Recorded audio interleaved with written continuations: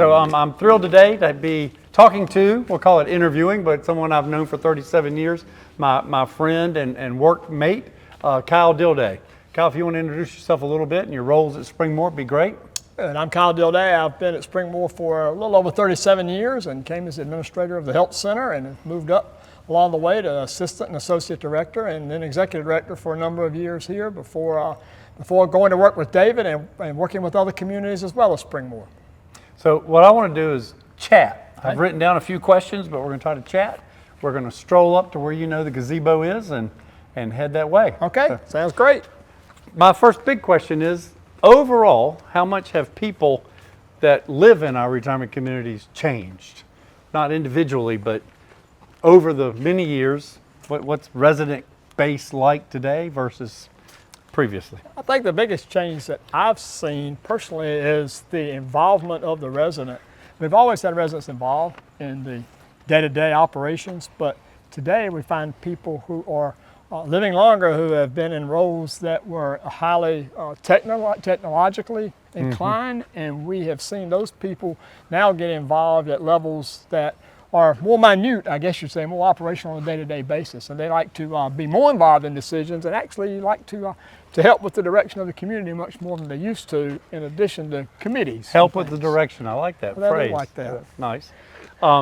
Also, I think you and I have talked about, so you can speak to how people would sort of do as they were instructed 4 generations ago, 40 years ago, and how people today are, sort of what you just said, going to be more demanding and expecting. And yeah, there's a higher level of expectation of the services and the quality of the services that people get today versus, I think, what they used to be back in the latter 80s and early 90s. Certainly people wanted great services, but again, they're so involved today that they want to be a part of the community in a different way, in a different role than they were back then. Yeah, and I think some of it is, as that generation is often called, the silent generation.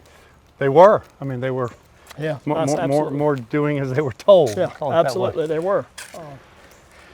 Talk a minute about how a continuing care retirement community, or as many people call it, a life plan community, is like a city. From the departments, how many, staff, you know, it's not a hotel where we say we have housekeeping and we have continental breakfast. It is a city. Yeah, that's the best way to put it. It is a small city. It's almost like think of it as a cruise ship as far as the city is concerned. That's a floating city, and this is a more stationary city. But yeah, we have everything from banking options for people, obviously, to food and health care and involvement within the community and volunteer services and all kind of things they can participate in. So it really is like a small city among the residents themselves. That's true.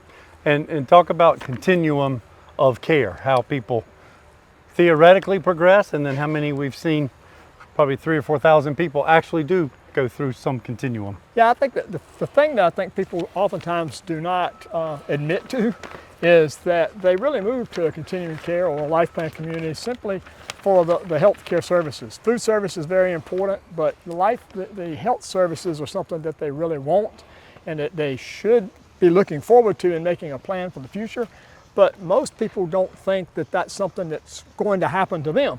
So I think the continuum of care is so important. When people come in independent, they live in that independent setting. When something happens to one of the spouses, or if they don't have a spouse to them, they have the community already here who can visit with them and work them through that life crisis when they're in the health center. So that continuum of being able to move and stay within your environment, stay within your community is ultra important. And I think that's the wonderful part of life plan community.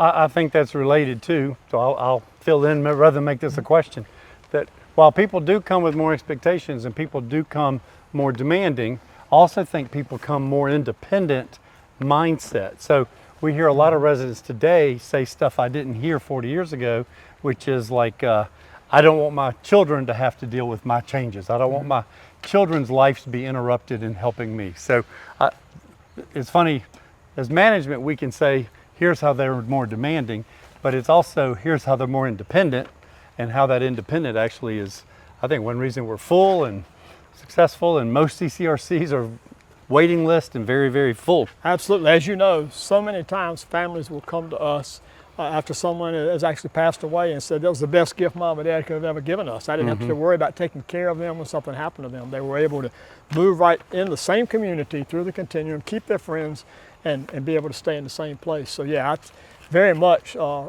huge part with the socialization that comes with continuing care communities.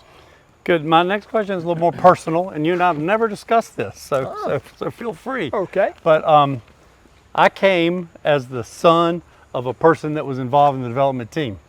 And as I was told one day, your best asset is your last name and your worst asset is your last name.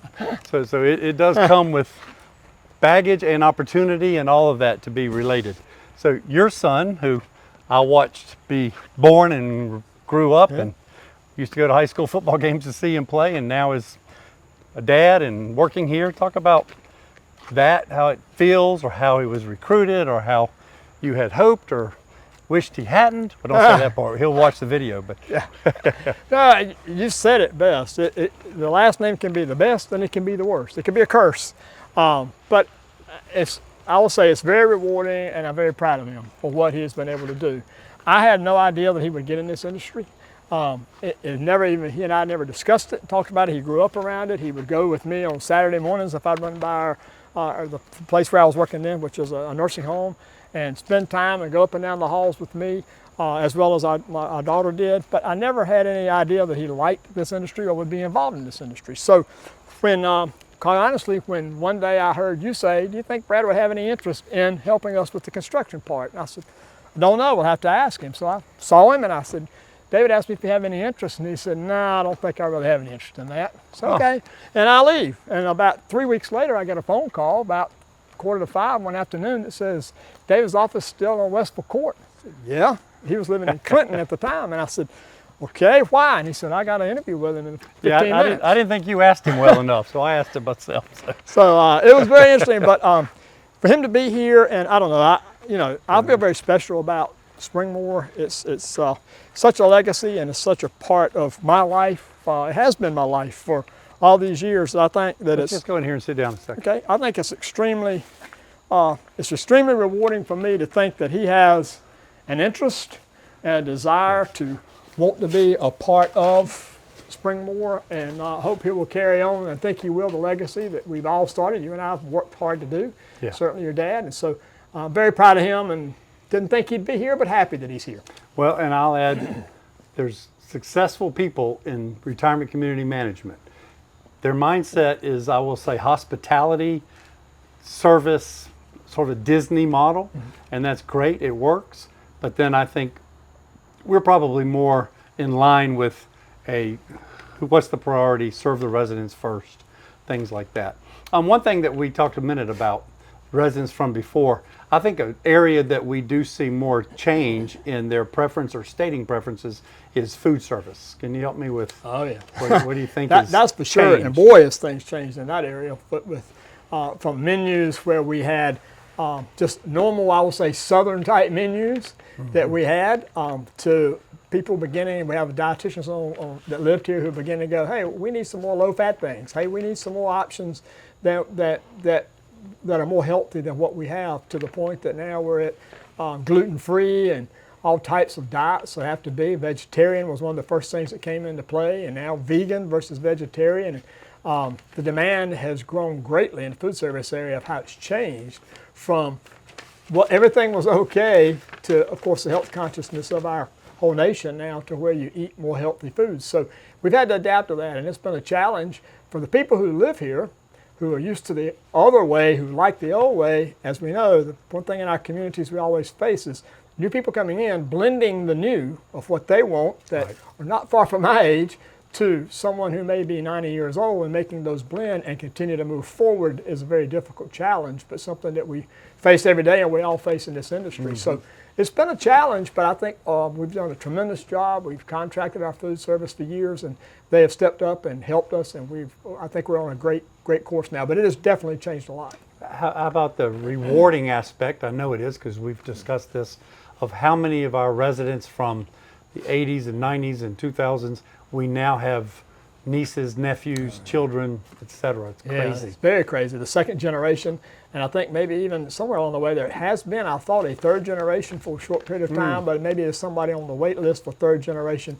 It speaks to me of how wonderful Springmoor has been in the life of those people, because if it wasn't, they would not be here, as even second generation people. And number of people are here in second generations, as we've recognized before. So I think that's extremely rewarding for me to see people now who live here who go, hey, my mom was here or my father was here. It was great. Thank you for what you did. And we're happy to be here now. I think all of that was extremely rewarding for me. You know, something I find intriguing too is we focus a lot on Springmoor. We now also focus a lot on Searstone, both of which we manage. But I don't want to detract any way, shape, or form from how proud we are of what we do. But I am amazed. I go to other communities and I go, oh, their residents love being here too, or their staff love working here too. So it is great, great, great, I think, what we do and what we've participated in. But it's not unique, which does not take away from it at all. But as you well know, you can talk about some of the other CCRCs and things we've been to. I agree with you. I think that the uniqueness comes in not that we do different things. There's not so many ways to do housekeeping or food service or healthcare. You can have nuances to those to make it more special, but there's not so many ways to do it. What makes it special is I think each community takes on the personality of its leadership, whether that be from the executive director to the owners to the developers, the leadership. And the residents, I think. But the residents who come in tend to migrate towards leadership that fits and makes it a comfortable lifestyle for them. Residents in one community would not be comfortable in another community, as we know and we've seen. And so I think that personality fits the community based on the leadership style of that community. And I think so each one is different, you know, and that's why I encourage people to visit around, because this one may not be for you. It may not meet your needs. And both of us visited college campuses with our children. Exactly. And I was always amazed. You visit a campus with a child, and within 10 minutes of getting back in the car, they tell you yes or no, or maybe. You know, there was very little nebulous, very little gray. It was either great or not.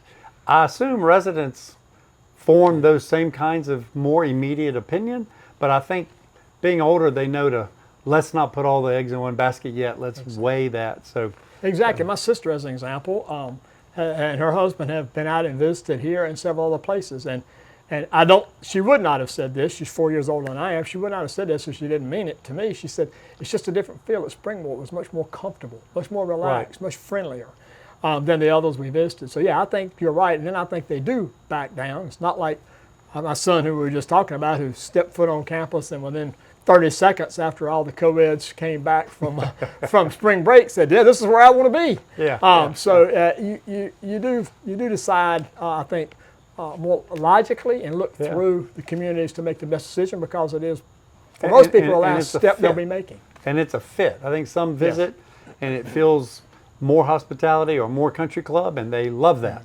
And other people visit that and prefer to continue to look. So, correct. So I'm glad all exist. So, good. Thank you. Anything you want to add, or?